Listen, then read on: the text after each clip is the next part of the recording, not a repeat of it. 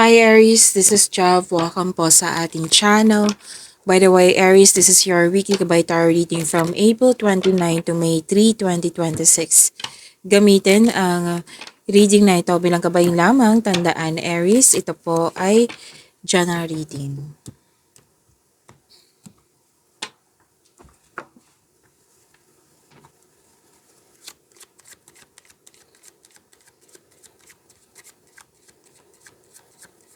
Mga parating pa para kay Aries ngayong April 29 to May 3, 2026.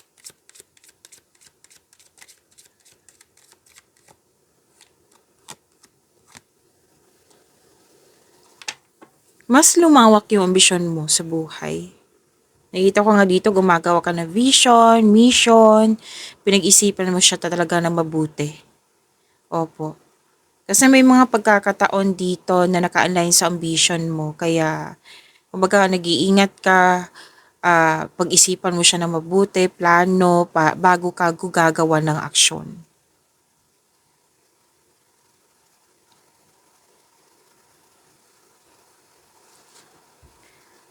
At sabi din ng iyong card dito na maging maingat ka sa taong tuso, mandaraya. May rivalry competition kasi ako nakikita dito. May troubles, may lies, may sinungaling po eh. Opo, may tuso, mandaraya. At may masamang intensyon, mapanin lang. Tao na, anong tawag nito? Yung nangingialam na kisawsaw. I think alam mo to kung sino ito.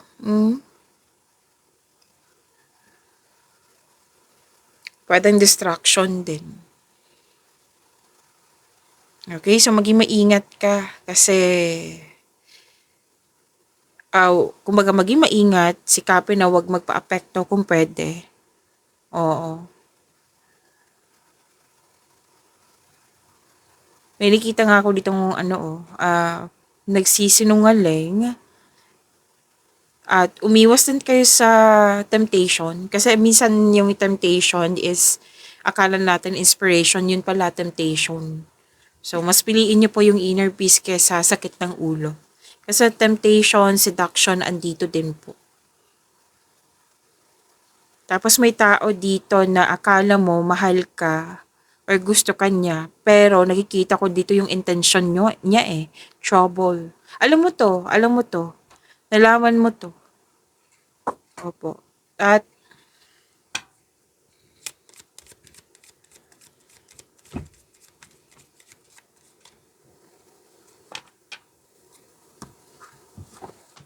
magkakatanggap kayo ng blessings. Yes, ang dami nito.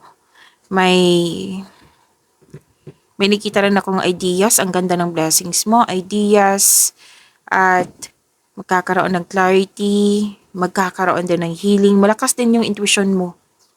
Na some of you na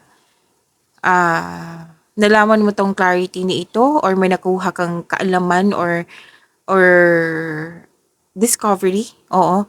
Through internet. Yes, through internet din. Nag-research kayo tapos may nalaman kayo through internet. Tapos may pag-asa, may healing. So, claim nyo po ito. At you are divinely guided. Yes, you are divinely guided. Claim nyo po. Ang ganda po nito.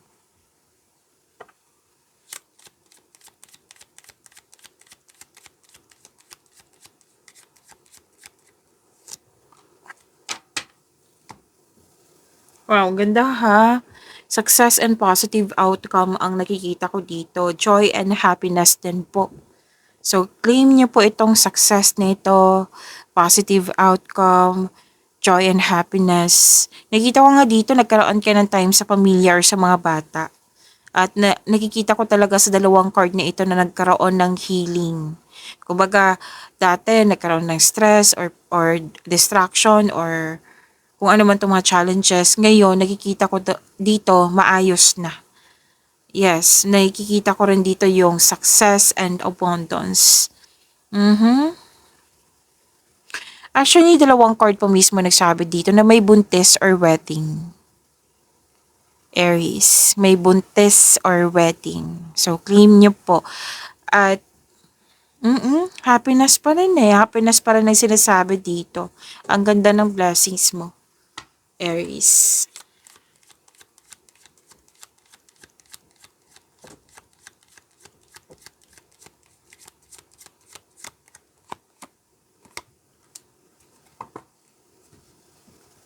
Ah, change for the better. So, magkakaroon ng transformation at itong transformation na ito ay huwag kayo mag-alala kasi sinabi naman ng card dito na this is change for the better. Baka may mga question kasi, bakit nagbago? Bakit may pagbabago? So, sinabi ng card dito, may sagot po, na this is change for the better. At may nanganak ako nakikita dito. Aside sa buntis ha or kasal, may nanganak, may parating na baby. So may improvement na mangyayari, may promotion din ako nakikita dito, pagtaas ng kita, sweldo, allowance or ng iyong posisyon. Makakatanggap din kayo ng magandang balita at may paglilipat sa malayong lugar. Relocation. So please expect din na magiging busy kayo. Opo. So may pagbabago ha.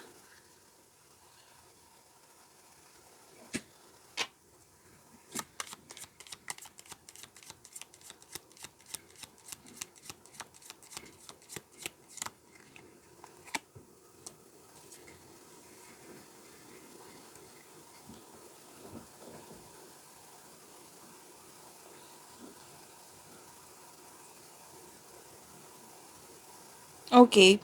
May nakita ako ditong natuwa ka sa isang tao. Pwedeng kaibigan mo 'to kasi ano siya, eh, very supportive siya sa'yo, very supportive na naging loyal siya sa iyo.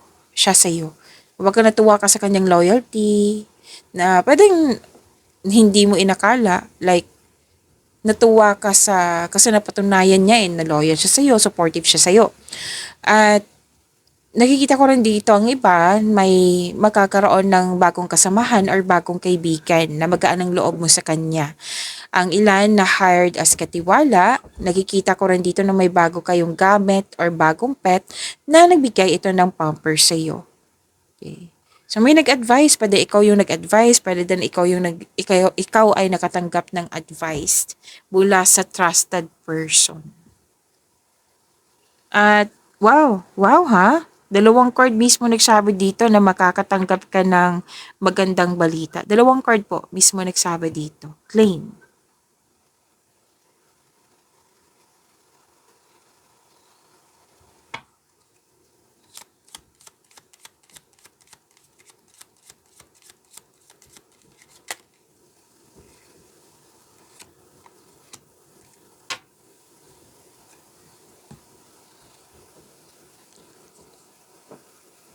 Okay, nakikita ko dito na may opportunities na dumating. Another card na naman nagsabi dito na may opportunities, Aries, at ah, pipili ka eh. Gagawa ka ng best choice and best decision. At may nakita rin ako ditong nagde-divide, like for example na, ito yung sa'yo, Aries, ito din sa akin, Aries, para matapos natin na maaga. Pwedeng nag-divide ng responsibilities at may sabi din po ang card na may alternative like kung hindi to effective itong option 1, ito si option 2. Gagawin natin itong after ni option 1, next si option 2. Kung hindi mag-work si option 1. Ayan, so alternative. At okay, may usapin kasi dito tungkol sa adultery. Opo, usapin lang. May nakita ko dito nag-uusap tungkol sa ganyan. Hmm.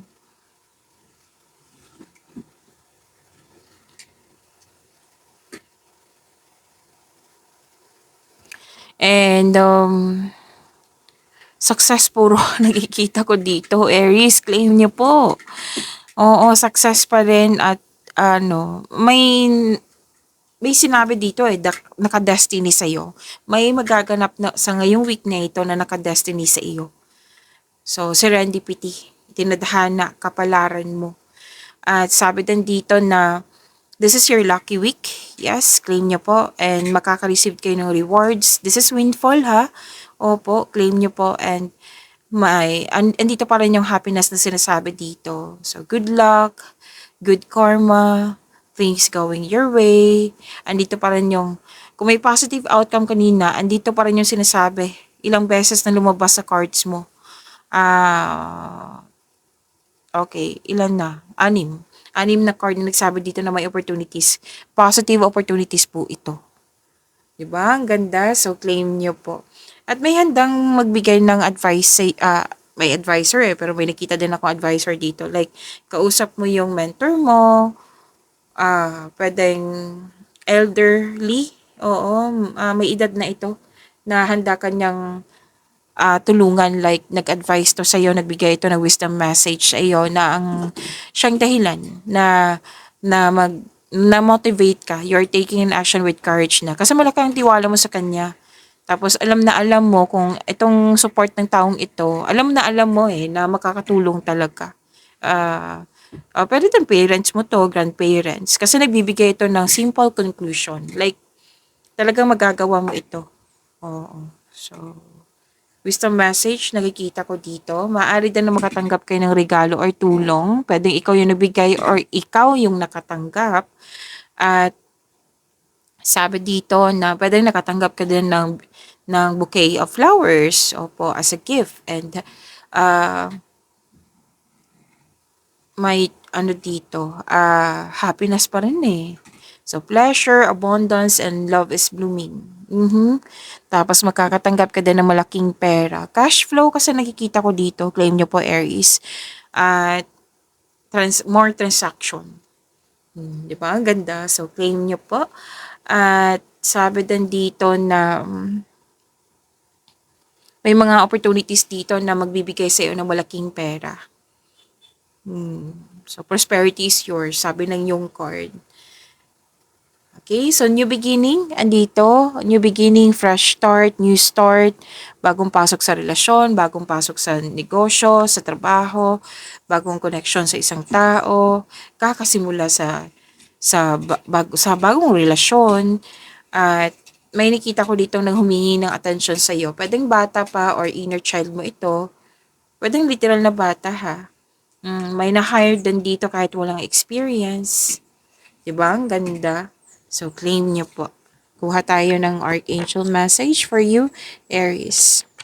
Ngayong April 29 to May 3, 2026.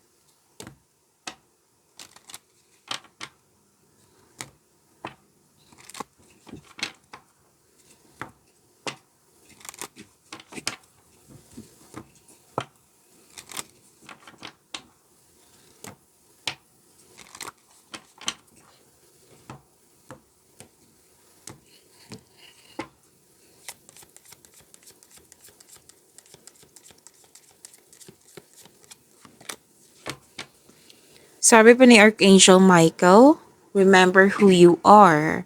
You are a powerful, loving, and creative child of God. You are very loved. So, remember who you are. Baka ang ilan sa inyo dito nag-self-pity ha. So, pinapaalala kayo ni Archangel Michael na you are love. You are very love. Anak ka ni God. Diba? You are powerful. You are loving and creative child of God. So, kung gusto mo magka-create ng opportunity, sabi ng yung card, na makaka-create ka ng opportunity through your talent or skills. Okay? So, baka nag-self-pity kayo or feeling mo pinapabayaan ka ni God. No, hindi ka pinapabayaan. So, pinapaalala sa iyo ni Archangel Michael na you are very loved. Okay? Remember who you are. So, that is the message from Archangel Michael. Claim niyo po.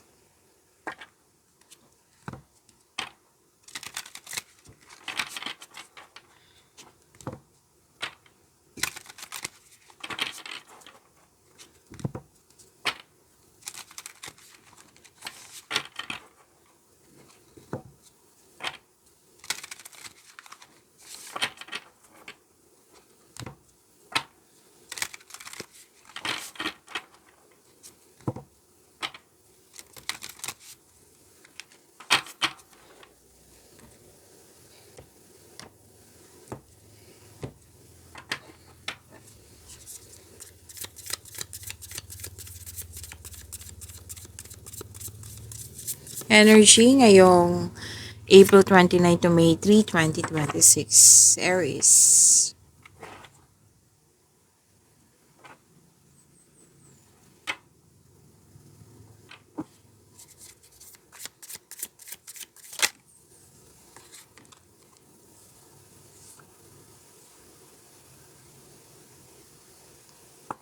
Aries, maraming salamat po sa mga hindi nag-skip ng ads. Subscribe na po kayo sa ating channel at click bell notification para updated po kayo sa reading natin. Para po sa mga gusto magpa-reading po, comment po kayo ng personal reading and check my reply sa comment section.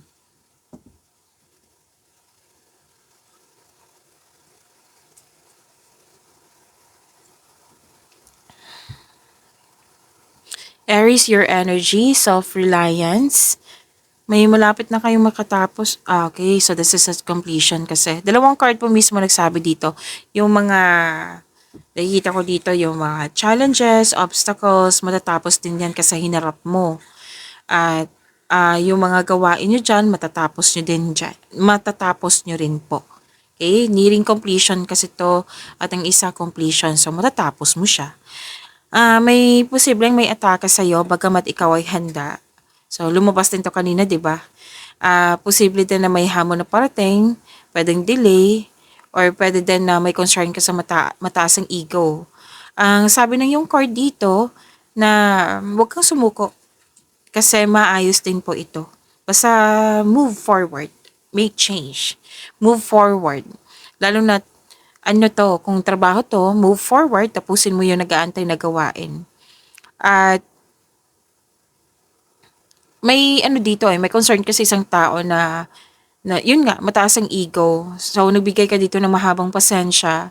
Nakaramdam ka ng pagod, oo. Pero, nakikita ko naman dito na hindi ka susuko. So, subukan maglaan ng oras para mag-usap kayo tungkol sa iyong concern at ipaalam mo din sa kanya na yun nga, ipaalam mo sa kanya na may concern ka at nahihirapan ka sa adjustment.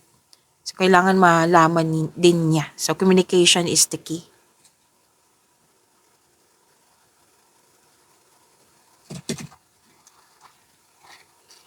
Okay, so kung sa trabaho din 'to ha, huwag kayong mag-alala kasi nakikita ko dito matatapos mo 'to kung ipagpatuloy mo. Pero siyempre hindi yan matatapos kung hindi mo ipagpatuloy, 'di ba? So ipagpatuloy mo po, habaan niyo po yung pasensya niyo, okay?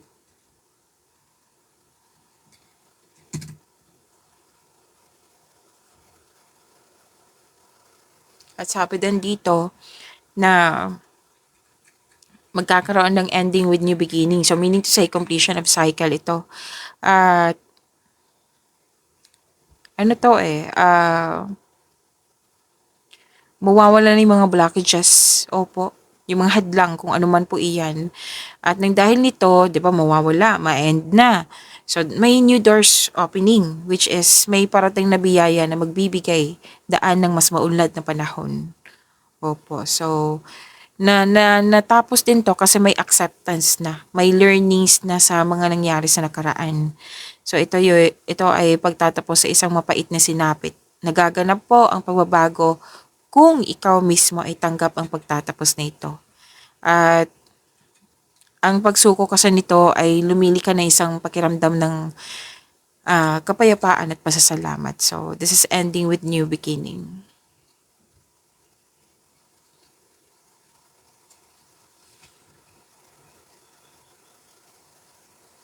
Okay. So, yung pagtatapos, meron din akong senaryong nakikita dito. Like, natapos na siya kasi yung paulit-ulit na lang na concern, nabigyan na ng sagot, nabigyan na ng solusyon. Kaya natapos na. Pero then, ikaw mismo yung nag-cut off, ikaw yung mismo na tumiwalag, umiwas, or separation ba ito. Kasi you want growth. Okay? So, ikaw mismo ang gumawa ng action para matapos na. So, dalawang card po mismo nagsabi dito ha na may completion of cycle. Magkakaroon na po ng healing.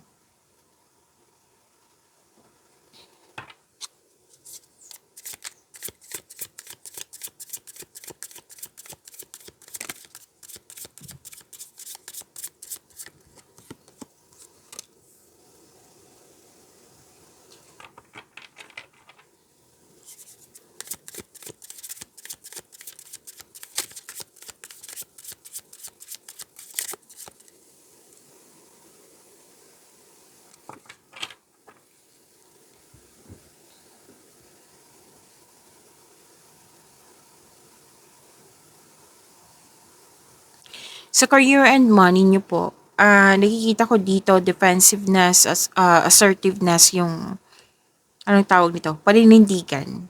Ang ganda nito kasi may ganap na negotiation for a raise ng allowance, sweldo or kontrata.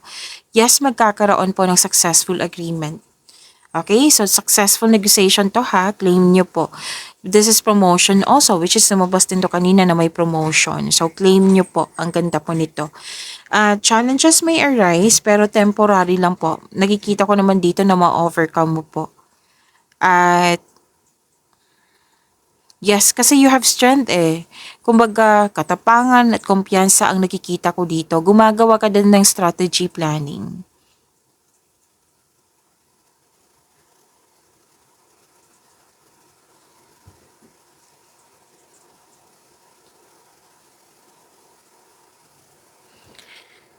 Wow, puro opportunities yung nakikita ko dito.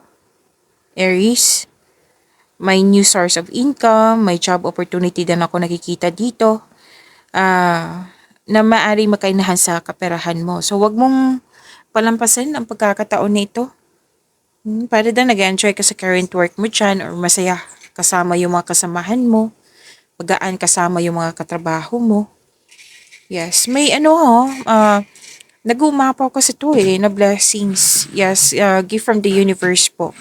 May binigay talaga sa iyo na nakatadhana sa iyo. Yung opportunities, job opportunity, new source of income, yung mga ginagawa mo dyan na masaya ka, that is nakatadhana sa iyo. At naka-receive ka ng support. Yes, support from the universe. You're divinely guided. Nakikita ko dito yung love, peace, and happiness sa iyong buhay. So this is a gift from the universe. Claim niyo po. And I consider this is new beginning, bagong simula. Kasi may natapos, 'di ba? May end of cycle. Opo, natapos na. So magkakaroon po ng pagbabago, new beginning. At sinabi naman ng new beginning na ito, puro kumbaga umaapaw na blessings na kasi umaapaw na blessings. The divine is offering you this is gift from the universe, yung mga opportunities na dumating sa iyo. So, wag niyong palampasin. Okay? Sabi ng iyong card.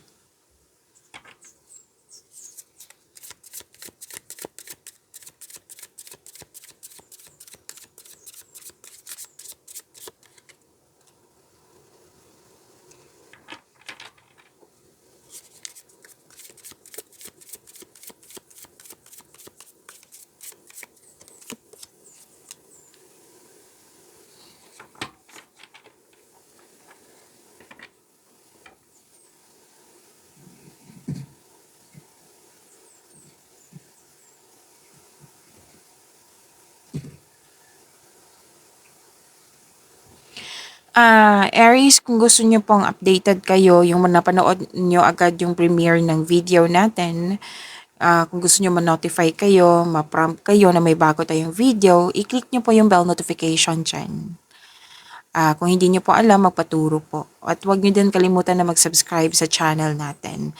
At nag-o-offer na po ako ng rush reading. Kung gusto niyo po, comment down personal reading at antayin yung reply ko. At Aries, marami tayong video reading tungkol sa inyong sa Monthly Gabay Tarot reading nyo sa May 2026. 3 months from now, May, June, July 2026. At yung first half of the month, May 1 to 15, 2026. So kung hindi nyo pa napanood, Aries, andito na po sa channel natin, hanapin nyo po.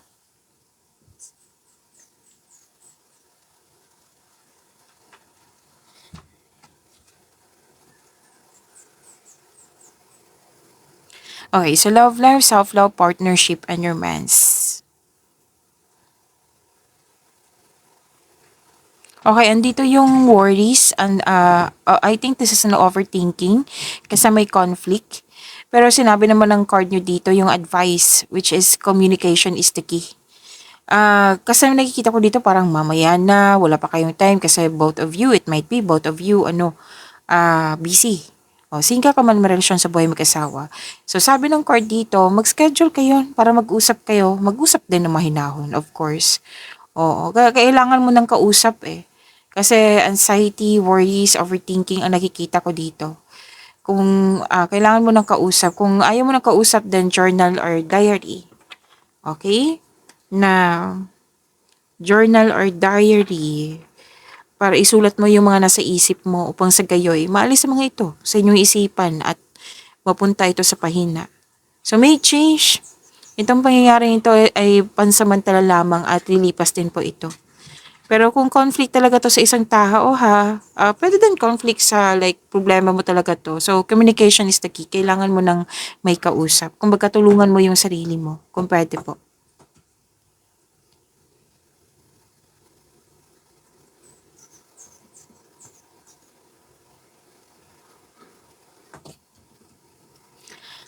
At sa mga single, nag-iisip kayo dito kung ano yung ideal type nyo. Oo. So, ang ideal type nyo is romantic partner who is fun and outgoing, talkative, and ready to have adventures. It might be this is an air signs, fire signs, or an earth signs, Aries. So, earth signs is Taurus, Virgo, Capricorn. Fire signs is Aries, Leo, Sagittarius, which is kapwa nyo. And air signs, Gemini, Libra, and Aquarius.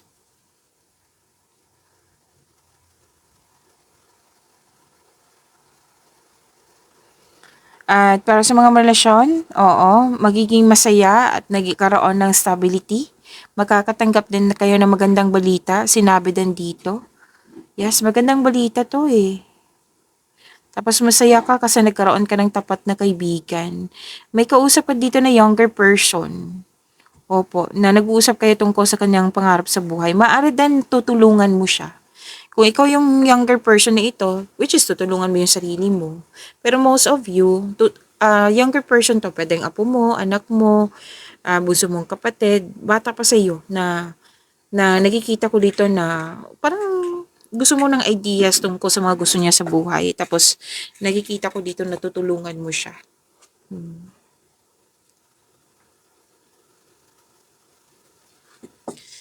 At sabi din dito na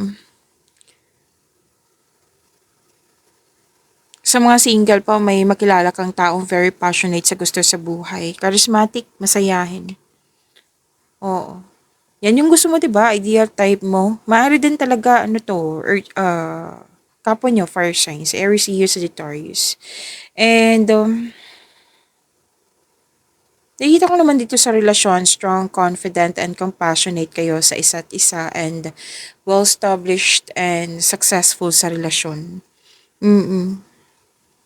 Nakikita ko dito yung confidence nyo na may gagawin kayo or kumbaga pwede din may kakausapin ka na very confident ka na this is the right time na kakausapin mo siya.